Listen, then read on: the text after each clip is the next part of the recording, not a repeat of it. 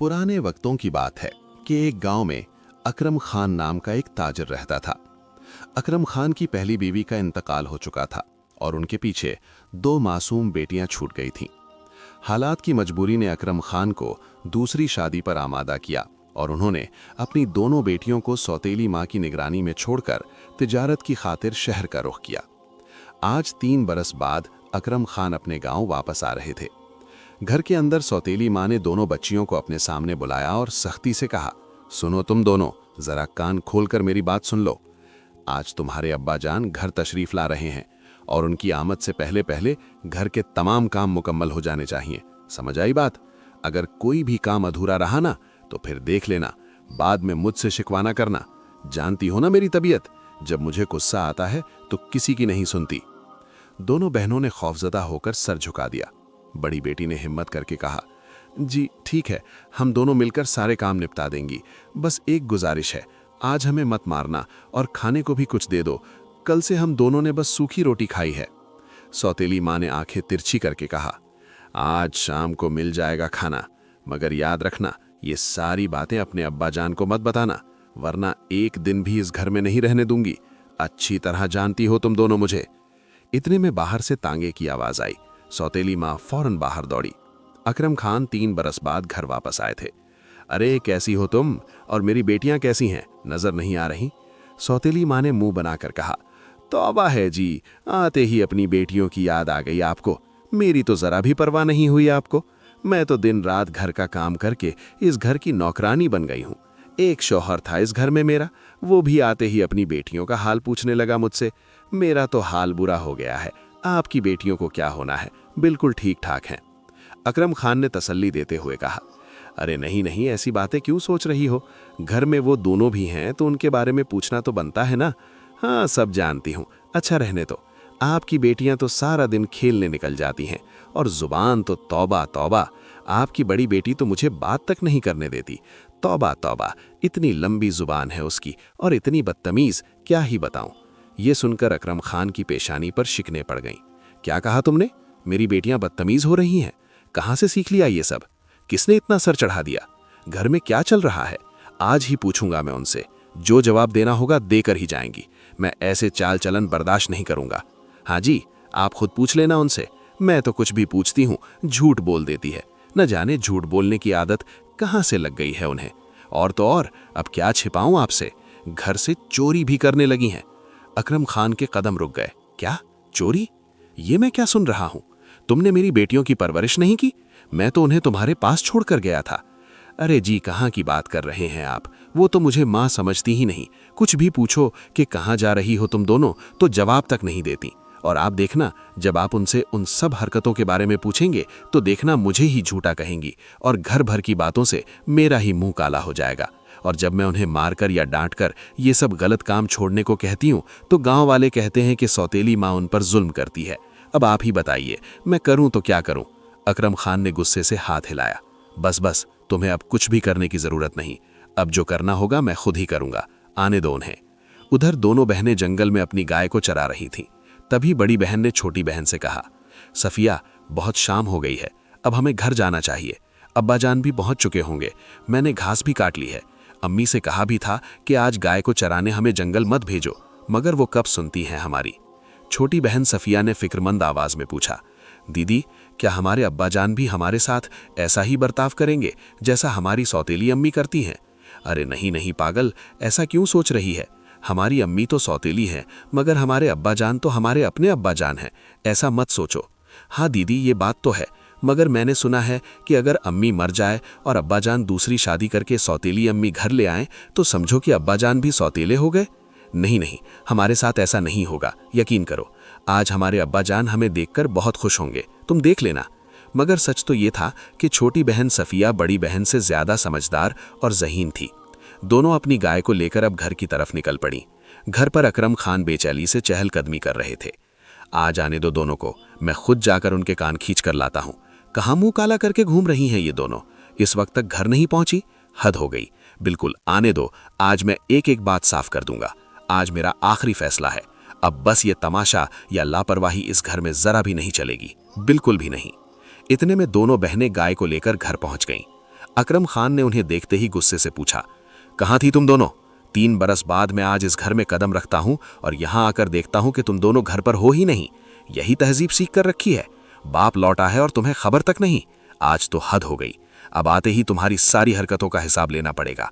बड़ी बेटी ने डरते डरते कहा, अब्बाजान, हम तो अम्मी के कहने पर ही गाय को चराने जंगल गए थे, वरना हम कभी भी घर के बाहर नहीं जाते। फिर अम्मी ने तुम्हें ये बात क्यों नहीं बताई?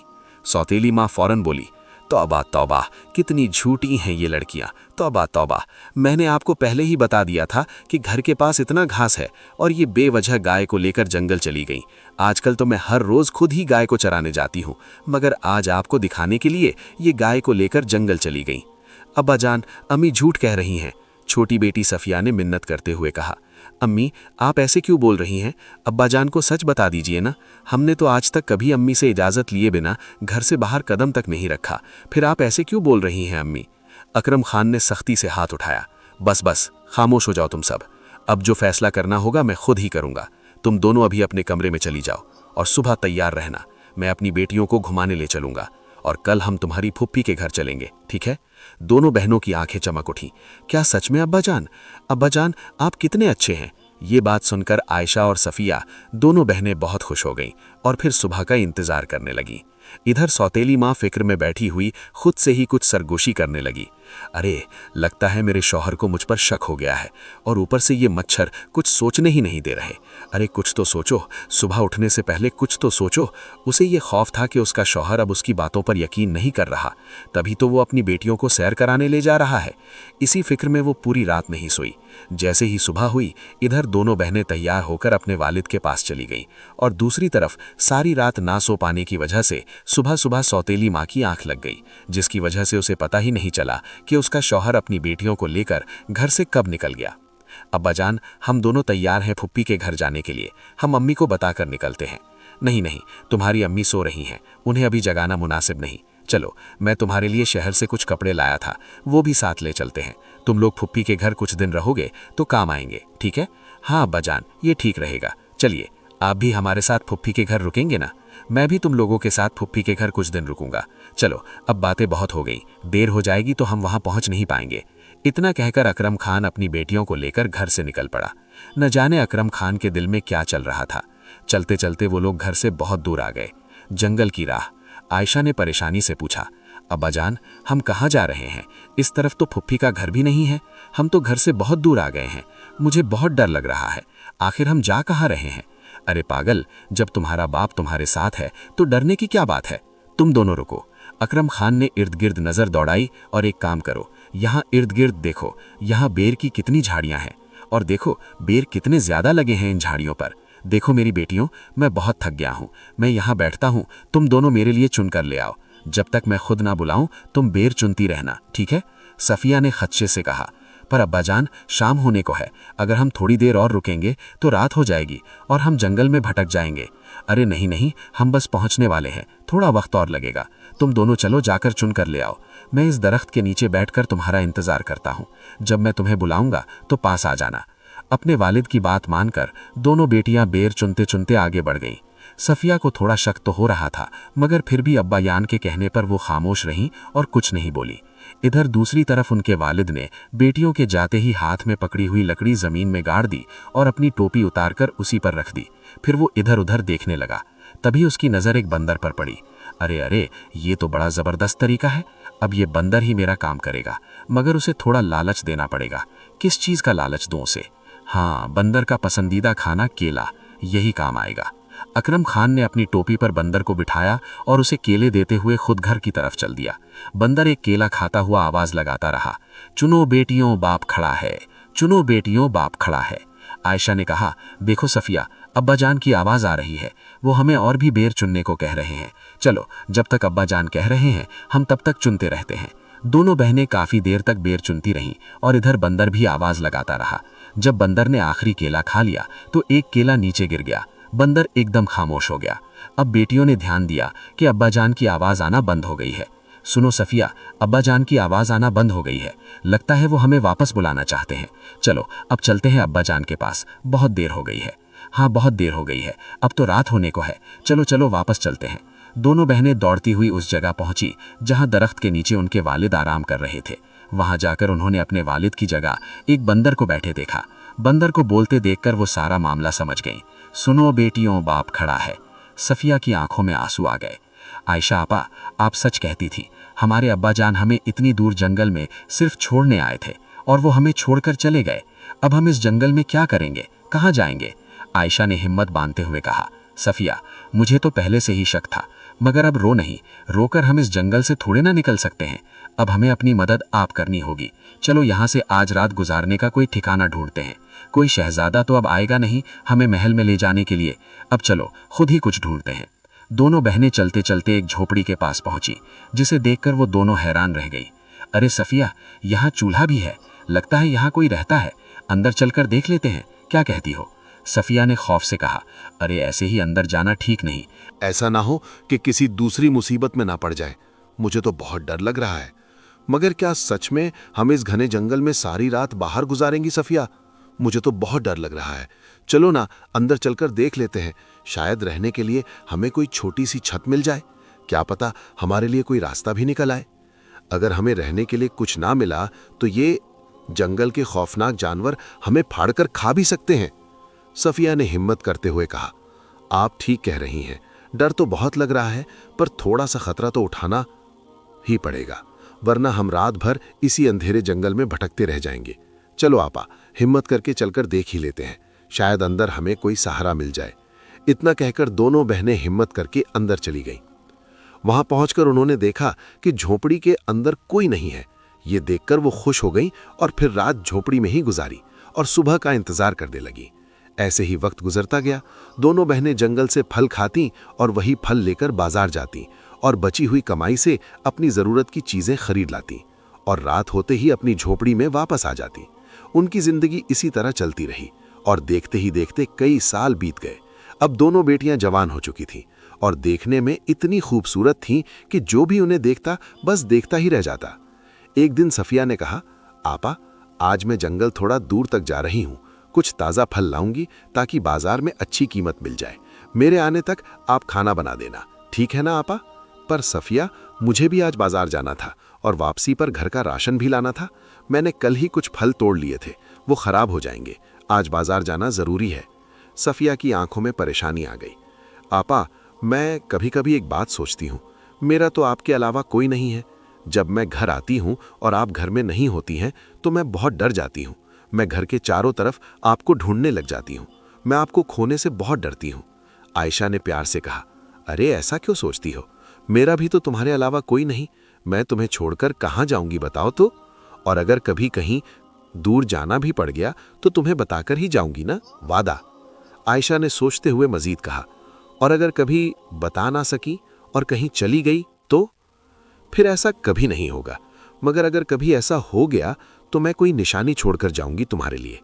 मगर निशानी क्या छोड़ूंगी? कुछ ऐसी निशानी जो मुझे तुम्हारे तक पहुंचा सके। ऐसा कुछ सोचो तो जरा, आयशा ने कहा। वैसे इस पर फिर कभी बात करेंगे। ठीक है, अभी मुझे बहुत देर हो रही है। मैं जाती हूं बाजार। तुम कल के लिए फल तोड़कर ले आना, ठीक है? इतना कहकर आयशा बाजार की तरफ निकल गई और सफिया घर का कामकाज करने लग गई। आयशा इतनी खूबसूरत थी कि जब वो बाजार जाती तो रास्ते में एक चादर से अपना चेहरा ढक लेती ताकि उस पर किसी की नजर न पड़े। इत्तेफाक से इसी रियासत का बादशाह भी शिकार के लिए जंगल में निकला हुआ था। बादशाह सुबह से शाम तक शिकार की तलाश में जंगल में भटक रहा था कि तभी बादशाह की नजर एक खरगोश पर पड़ी। वजीर साहब, सुबह से शिकार के लिए निकले हुए हैं। भूख से तो जान निकल रही है। ये शिकार हाथ से नहीं निकलना चाहिए, मैं आपको बता रहा हूँ। जी जी हुजूर, बेफिक्र रहें। मैं आज इस खरगोश का शिकार करके ही रहूंगा। आप बस देखते जाएं। इतना कहकर वजीर ने तीर चलाना शुरू कर दिया और फिर बहुत बार कोशिश करने के बाद आखिर एक तीर जाकर खरगोश को लग ही गया। वाह वजीर साहब वाह, आपने तो कमाल कर दिया। आखिर आपने इस खरगोश का शिकार कर ही दिया। अब जल्दी जाएं, इसे उठाकर ले आएं और इसे पकाने का इंतजाम करें जल्द से जल्द। मैं यहीं इस दरख्त के नीचे आपका इंतजार करता हूँ।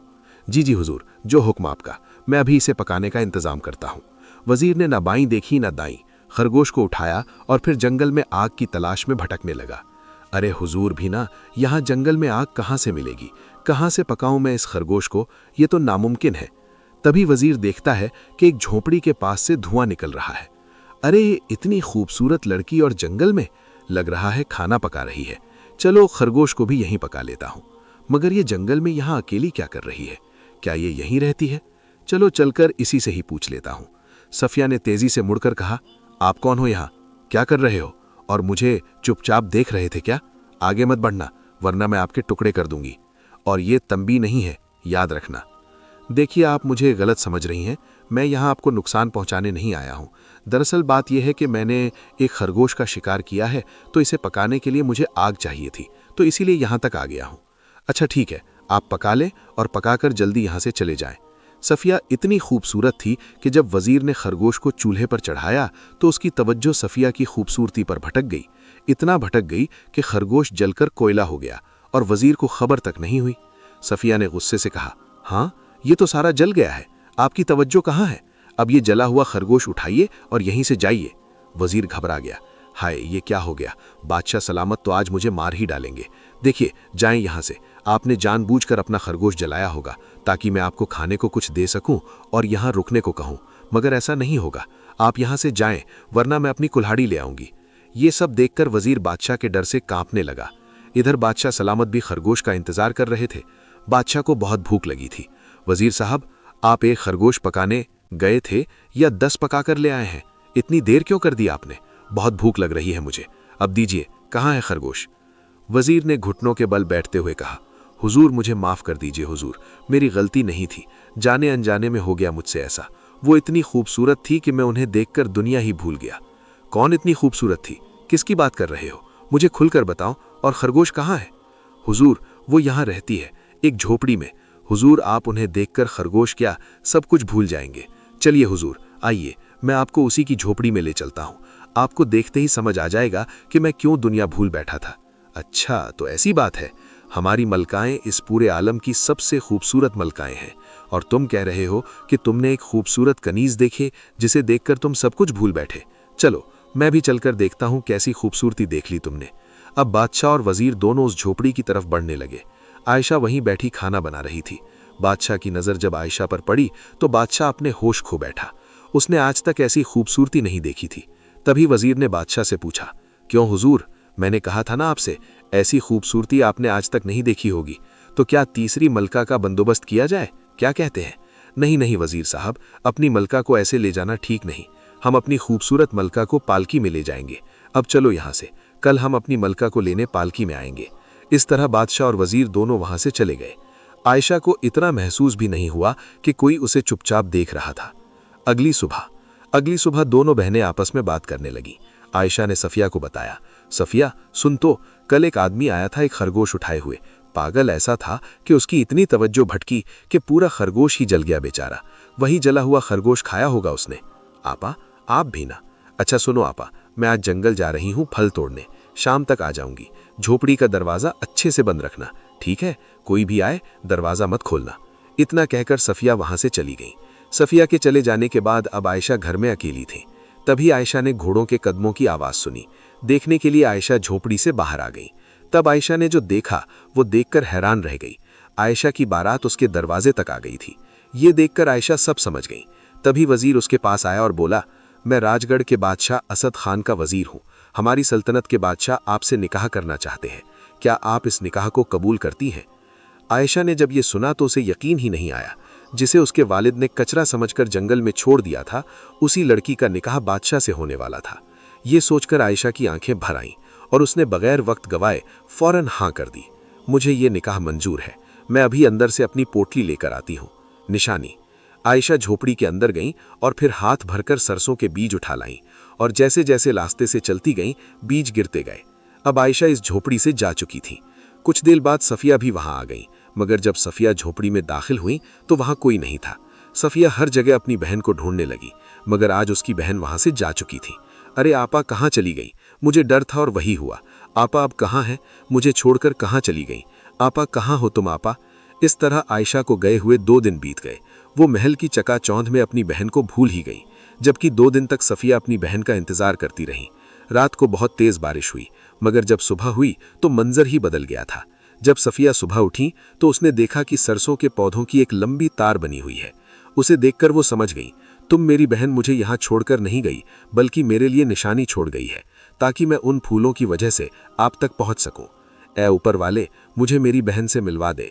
इतना कहकर सफिया उन फूलों से बने हुए रास्ते पर चलने लगी। चलते चलते वो बहुत दूर आ गई।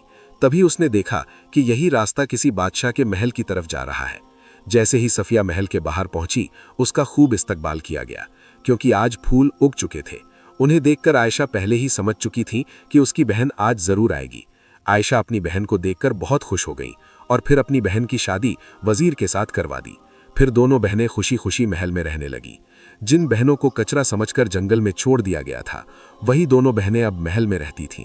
आज जो कहानी आपने सुनी है, अगर इसने आपके दिल को छू लिया हो तो बराहे करम इस कहानी को उन लोगों तक जरूर पहुंचाएं जो आज भी अपनी किस्मत से हार मान चुके हैं। और इंस्पायर हब स्टोरी को सब्सक्राइब करना मत भूलिए, क्योंकि यहाँ हर कहानी अंधेरों के बाद रोशनी दिखाती है।